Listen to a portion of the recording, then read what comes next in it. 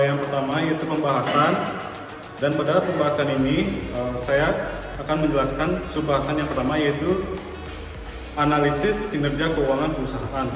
Nah, kinerja keuangan perusahaan merupakan prestasi yang dicapai perusahaan dalam suatu periode tertentu yang mencerminkan tingkat kesehatan perusahaan tersebut.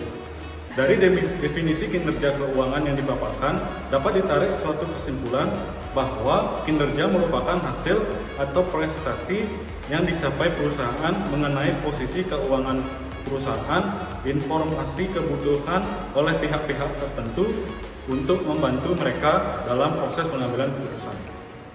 Dari pembahasan yang selanjutnya yaitu menentukan kinerja keuangan perusahaan. Nah, yang pertama yaitu rasio likuiditas.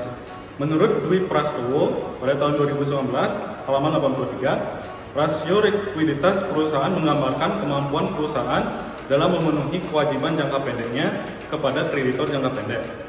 Menurut Harry pada tahun 2015 halaman 175, rasio likuiditas adalah rasio yang menunjukkan kemampuan perusahaan dalam memenuhi kewajiban atau membayar utang jangka pendeknya.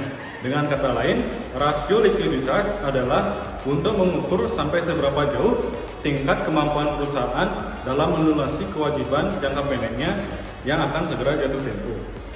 Nah, berdasarkan pendapat di atas, maka likuiditas adalah rasio untuk menentukan kemampuan perusahaan untuk memenuhi kewajiban jangka pendek kepada kreditur yang harus segera dipenuhi.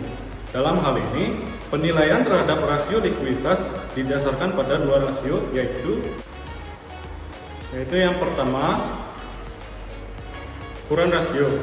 Kurang rasio yaitu perbandingan antara jumlah aktiva lancar dengan utang lancar.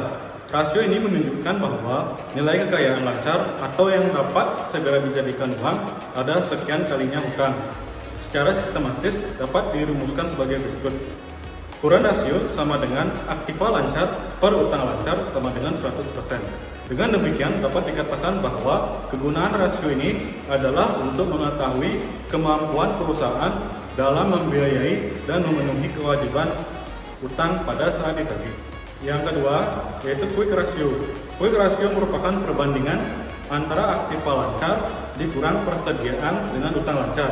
Apabila menggunakan quick ratio untuk menentukan tingkat likuiditas, maka secara umum dapat dikatakan bahwa suatu perusahaan yang mempunyai quick ratio kurang dari 1:1 atau 100% dianggap kurang baik tingkat likuiditasnya. Rasio ini dapat dirumuskan sebagai berikut, yaitu quick ratio sama dengan aktiva lancar kurangi persediaan per utang lancar sama dengan 100%. Selanjutnya yaitu cash ratio. Cash ratio merupakan perbandingan antara kas atau setara kas dengan utang lancar. Rasio ini menunjukkan seberapa besar kemampuan perusahaan melunasi utang lancarnya dengan menggunakan kas atau setara dengan kas yang dimilikinya. Secara sistematis dapat dirumuskan sebagai berikut, yaitu cash ratio sama dengan kas per utang lancar sama dengan 100%. Yang kedua, rasio profitabilitas. Menurut Sartono pada tahun 2011 pada halaman 114, rasio profitabilitas adalah rasio yang dapat mengukur kemampuan perusahaan memperoleh laba, baik dalam hubungan dengan penjualan, aset, maupun modal sendiri. Menurut Abdul pada tahun 2010, rasio profitabilitas adalah rasio yang menentukan kemampuan perusahaan dalam menghasilkan laba selama periode tertentu dan juga memberikan gambaran tentang tingkat efektivitas manajemen dalam melaksanakan kegiatan operasinya. Profitabilitas juga mempunyai hubungan positif dengan dividend payout ratio, karena semakin tinggi tingkat profitabilitas maka semakin besar dividen yang dibagikan oleh perusahaan kepada investor. Jika perusahaan mampu menghasilkan laba terhadap penjualan dan investasi perusahaan, maka perusahaan dinilai sebagai perusahaan yang efisien. Sebaliknya, jika perusahaan tidak mampu menghasilkan laba terhadap penjualan dan investasi perusahaan, maka perusahaan dinilai sebagai perusahaan yang tidak efisien. Yang ketiga yaitu rasio solvabilitas. Rasio solvabilitas adalah rasio yang menunjukkan kemampuan perusahaan dalam memenuhi segala kewajibannya, baik jangka pendek maupun jangka panjang. apabila perusahaan dilikuidasi. Perusahaan yang mempunyai aktiva atau kekayaan yang cukup untuk membayar semua hutang-hutangnya disebut perusahaan yang solvable, sedangkan yang tidak disebut insolvable. Perusahaan yang solvable belum tentu illiquid. Demikian juga sebaliknya yang insolvable belum tentu illiquid. Macam-macam rasio keuangan berkaitan dengan rasio solvabilitas yang biasa digunakan adalah yang pertama yaitu total debt to total asset. Rasio yang biasa disebut dengan rasio utang atau debt ratio ini mengukur persentase besarnya dana yang berasal dari utang. Hutang yang dimaksud adalah semua hutang yang dimiliki oleh perusahaan, baik yang berjangka pendek maupun yang berjangka panjang. Kreditor lebih menyukai debt ratio yang rendah sebab tingkat keamanan dananya menjadi semakin baik.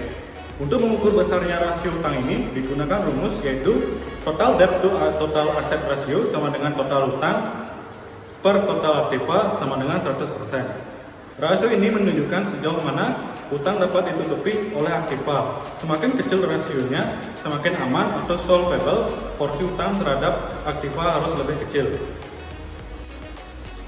Selanjutnya itu debt to equity ratio.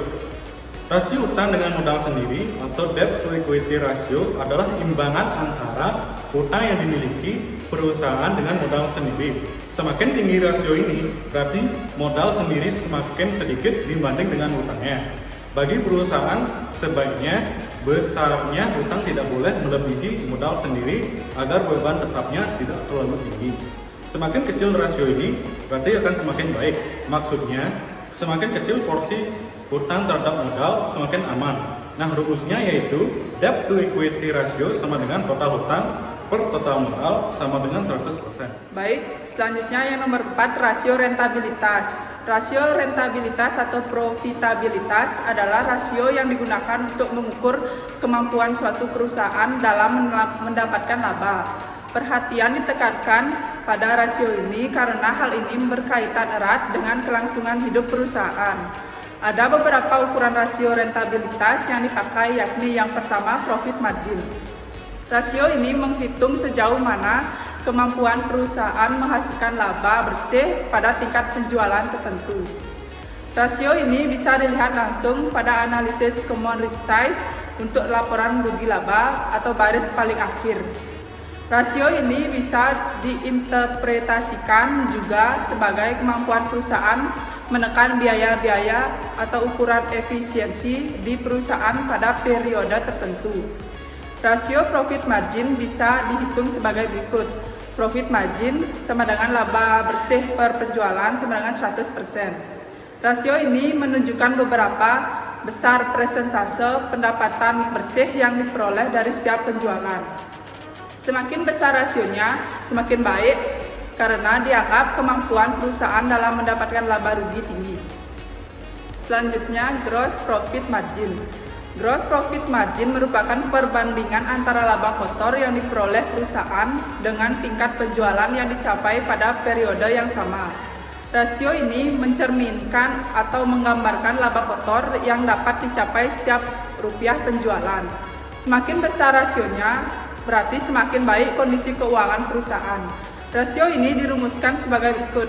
Gross profit margin sama dengan laba kotor per penjualan bersih sama dengan 100%. Rasio ini menunjukkan kemampuan perusahaan menghasilkan laba yang akan menutupi biaya-biaya tetap atau biaya operasi lainnya. Dengan pengetahuan atas rasio ini dapat mengontrol pengeluaran untuk biaya tetap atau biaya operasi sehingga perusahaan dapat menikmati laba. Semakin besar rasionya, semakin baik. Selanjutnya, net profit margin. Net profit margin atau margin laba bersih digunakan untuk mengukur rupiah laba bersih yang dihasilkan oleh setiap 1 rupiah penjualan dan mengukur seluruh efisien baik produksi, administrasi, pemasaran, pendanaan, penentuan harga, maupun manajemen pajak. Semakin tinggi rasionya menunjukkan kemampuan perusahaan menghasilkan laba yang tinggi pada tingkat penjualan tertentu. Tetapi jika rasionya rendah, menunjukkan penjualan yang terlalu rendah untuk tingkat biaya tertentu atau biaya yang terlalu tinggi untuk tingkat penjualan tertentu atau kombinasi dari kedua hal tersebut. Rasio ini dapat dihitung dengan rumus net profit margin sama dengan laba bersih setelah pajak per penjualan bersih sama dengan 100%. Rasio ini mengukur jumlah rupiah laba bersih yang dihasilkan oleh setiap 1 rupiah penjualan. Semakin tinggi rasionya semakin banyak, karena menunjukkan kemampuan perusahaan menghasilkan laba yang tinggi pada tingkat penjualan tertentu. Selanjutnya, Return on Investment atau ROI. Return on Investment merupakan kemampuan perusahaan untuk menghasilkan keuntungan yang akan digunakan untuk menutup investasi yang dikeluarkan. Laba yang digunakan untuk mengukur rasio ini adalah laba bersih setelah pajak atau EAT. Rasio ini dihitung dengan rumus Return of Investment sama dengan laba bersih setelah pajak per investasi sama dengan 100%. Rasio ini mengukur jumlah rupiah laba bersih atau setelah pajak yang dihasilkan oleh setiap 1 rupiah investasi yang dikeluarkan. Semakin besar rasionya, semakin baik. Baik, selanjutnya nomor 5, rasio aktivitas. Rasio ini melihat pada beberapa aset, kemudian menentukan berapa tingkat aktivitas aktiva tersebut pada tingkat kegiatan tertentu. Aktiva yang rendah pada tingkat penjualan tertentu akan mengakibatkan semakin besarnya dana kelebihan yang tertanam pada aktiva tersebut. Dana kelebihan tersebut akan lebih baik bila ditanamkan pada aktiva lain yang lebih produktif. Beberapa rasio aktiva yang digunakan adalah yang pertama, perputaran piutang. Rasio ini mengukur berapa kali secara rata-rata piutang yang dikumpulkan dalam 1 tahun. Rasio ini mengukur kualitas piutang dan efisiensi perusahaan dalam pengumpulan piutang dan kebijakan kreditnya. Rasio ini biasanya digunakan dalam hubungan dengan analisis terhadap modal kerja karena memberi ukuran seberapa cepat piutang perusahaan berputar menjadi kas. Angka jumlah hari piutang menggambarkan lamanya suatu piutang bisa ditagih atau jangka waktu pelunasan. Semakin lama jangka waktu pelunasannya, semakin besar pula risiko kemungkinan tidak ditagihnya piutang. Rasio ini dapat dihitung dengan rumus perputaran piutang sama dengan penjualan bersih per rata-rata piutang dagang sama dengan 100%. Rasio ini mengukur efektivitas pengelolaan piutang. Semakin tinggi tingkat perputarannya, semakin efektif pengelolaan piutangnya. Kedua, perputaran persediaan. Seperti halnya perputaran piutang, rasio ini juga menggambarkan likuiditas perusahaannya, yaitu dengan cara mengukur efisiensi perusahaan dalam mengelola dan menjual persediaan yang dimiliki oleh perusahaan. Perputaran persediaan yang tinggi menandakan semakin tingginya persediaan berputar dalam 1 tahun. Hal ini menandakan efektivitas manajemen persediaan. Sebaliknya, jika perputaran persediaan rendah menunjukkan pengendalian atas persediaan kurang efektif. Rumus perhitungan adalah perputaran persediaan sama dengan harga pokok penjualan per rata-rata persediaan sama dengan 100%. Rasio ini mengukur efektivitas pengelolaan persediaan. Semakin tinggi tingkat perputarannya, semakin efektif pengelolaan persediaannya. Selanjutnya, perputaran aktiva. Tetap rasio ini mengukur sejauh mana kemampuan perusahaan menghasilkan penjualan berdasarkan aktiva tetap yang dimiliki perusahaan. Rasio ini memperlihatkan sejauh mana efektivitas perusahaan menggunakan aktiva tetapnya. Semakin tinggi rasio ini, berarti semakin efektif proporsi aktiva yang tetap tersebut. Pada beberapa industri seperti industri yang mempunyai proporsi aktiva tetap yang tinggi, rasio ini cukup penting diperhatikan. Sedangkan pada beberapa industri yang lain seperti industri jasa yang mempunyai proporsi aktiva tetap yang kecil, rasio ini barangkali tidak begitu penting untuk diperhatikan. Perputaran aktiva tetap dapat dihitung dengan rumus perputaran aktiva tetap sama dengan penjualan per aktiva tetap sama dengan 100%. Rasio ini mengukur efektivitas penggunaan aktiva tetap dalam mendapatkan penghasilan. Semakin tinggi tingkat perputaran, semakin efektif penggunaan aktiva tetapnya. Selanjutnya, perputaran total aktiva. Rasio yang terakhir untuk komponen rasio aktiva adalah rasio perputaran total aktiva. Sama seperti halnya rasio perputaran aktiva tetap, rasio ini menghitung efektivitas penggunaan total aktiva. Rasio yang tinggi biasanya menunjukkan manajemen yang baik, sebaliknya rasio yang rendah harus membuat manajemen mengevaluasi strategi pemasarannya dan pengeluaran investasi atau modalnya. Rasio perputaran total aktiva menggunakan rumus perputaran total aktiva sama dengan penjualan per total aktiva sama dengan 100%. Rasio ini merupakan ukuran efektivitas pemanfaatan aktiva dalam menghasilkan penjualan. Semakin tinggi tingkat perputarannya, semakin efektif perusahaan memanfaatkan aktivanya. Selanjutnya ada perhitungan kinerja keuangan perusahaan. Laporan laba rugi. Laporan laba rugi merupakan laporan hasil kegiatan operasional korporasi dalam suatu periode tertentu. Laporan laba rugi pada umumnya disusun dengan menggunakan konsep accrual basis. Hal ini mencerminkan bahwa pendapatan dan biaya yang dilaporkan tidak selalu menggambarkan actual cash flow selama periode tersebut. Dengan demikian, net earning yang diperoleh tidak sama dengan cash yang dihasilkan dari operasional korporasi. Seperti diketahui, laporan laba rugi merupakan suatu laporan yang sistematis tentang penghasilan, biaya, laba rugi yang diperoleh perusahaan selama periode tertentu. Walaupun belum ada keseragaman tentang susunan laporan laba rugi bagi tiap-tiap perusahaan, namun prinsip-prinsip yang umumnya ditetapkan adalah sebagai berikut. Yang pertama, bagian yang pertama menunjukkan penghasilan yang diperoleh dari usaha pokok perusahaan atau penjualan barang, dagangan, atau memberikan jasa, diikuti dengan harga pokok dari barang atau jasa yang dijual, sehingga diperoleh laba kotor. Yang kedua, bagian kedua menunjukkan biaya-biaya operasional yang terdiri dari biaya penjualan dan biaya umum atau administrasi atau operating expense. Yang ketiga, bagian ketiga menunjukkan hasil-hasil yang diperoleh dari luar operasi pokok perusahaan yang diikuti dengan biaya-biaya yang terjadi di luar usaha atau pokok perusahaan atau non-operating financial income dan expense.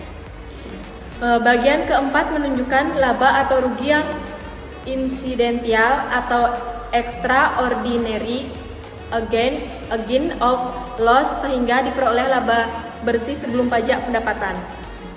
Selanjutnya ada neraca. Neraca merupakan laporan tentang posisi keuangan suatu korporasi pada suatu tanggal tertentu yang meliputi aktiva, utang, dan modal. Aktiva merupakan sumber daya yang dimiliki korporasi, sedangkan utang dan modal menunjukkan bagian sumber daya ini dibelanjai oleh korporasi.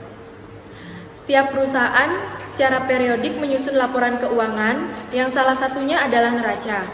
Bentuk atau susunan dari neraca tidak ada keseragaman di antara perusahaan-perusahaan tergantung pada tujuan yang akan dicapai.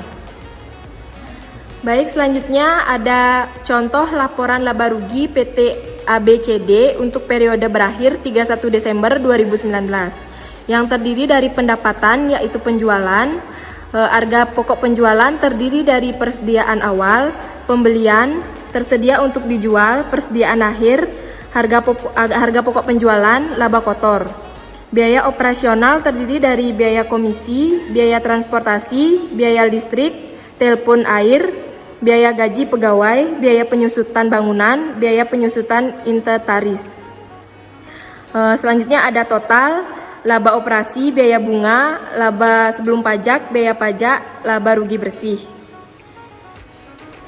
Selanjutnya ada contoh neraca dari PT ABCD per 31 Desember 2019. Yang termasuk yaitu aktiva lancar terdiri dari kas, piutang usaha, uang muka pembelian, persediaan barang, total aktiva lancar. Selanjutnya ada aktiva tetap yang terdiri dari tanah, bangunan, akumulasi penyusutan bangunan, inventaris kantor, akumulasi penyusutan inventaris, total aktiva, Selanjutnya ada total aktiva yang terdiri dari hutang, hutang dagang, hutang gaji, biaya yang harus dibayar, total hutang lancar yang terdiri dari hutang jangka panjang, hutang bank, total hutang jangka panjang, total hutang, yang terakhir ada modal. Modal disetor, laba ditahan, total modal, total hutang dan modal. Baik, yang selanjutnya ada dampak penilaian kinerja keuangan bagi stakeholder perusahaan. Dampak bagi stakeholder implikasi mengenai kepemilikan institusi berpengaruh positif terhadap nilai perusahaan. Dimoderasi PTSP terkait keterlibatan stakeholder, bahwa perusahaan telah melibatkan stakeholder atau karyawan dan masyarakat dalam kebijakan dan operasionalnya. Dengan ikut melibatkan karyawan secara intensif, maka nilai dari program-program tersebut akan memberikan arti tersendiri yang sangat besar bagi perusahaan. Tujuan utama perusahaan adalah meningkatkan nilai perusahaan. Nilai perusahaan akan terjamin tumbuh secara berkelanjutan apabila perusahaan memperhatikan dimensi ekonomi, sosial, dan lingkungan hidup, karena berkelanjutan merupakan keseimbangan antara kepentingan-kepentingan ekonomi, lingkungan, dan masyarakat. Dimensi tersebut terdapat di dalam penerapan tanggung jawab sosial perusahaan yang dilakukan perusahaan sebagai bentuk pencitraan pertanggungjawaban dan kepedulian perusahaan terhadap lingkungan di sekitar perusahaan.